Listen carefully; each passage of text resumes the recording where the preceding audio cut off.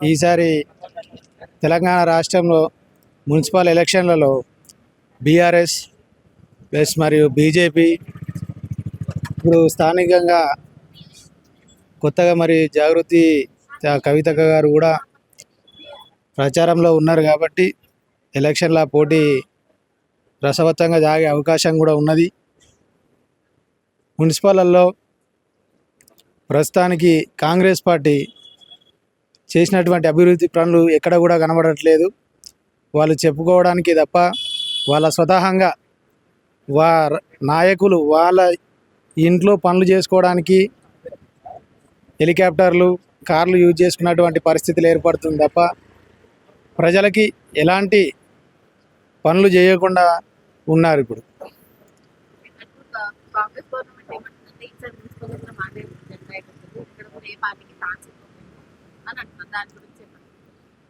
Clean sweep అనేది వాళ్ళు భ్రమలో ఉన్నట్టున్నారు.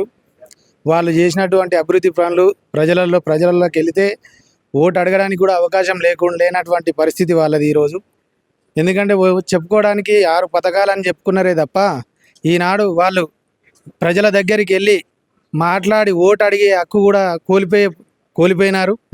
మరియు ఈరోజు ప్రజలలో 6 పథకాలు వాళ్ళు చేస్తామని చెప్పి హామీలు ఇచ్చినారు.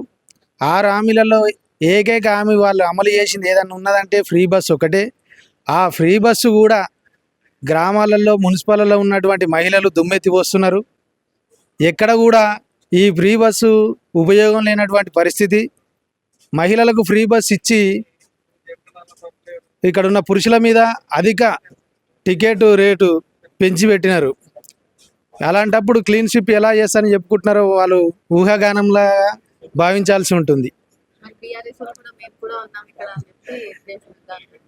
బీఆర్ఎస్ అంటే గతంలో పరిపాలన చేసినారు కాబట్టి గత 10 సంవత్సరాలు మరి ఆ 10 సంవత్సరాల కాలంలో ఎలాంటి అభివృద్ధి చేసిరు అనేది ప్రజలకు తెలుసు.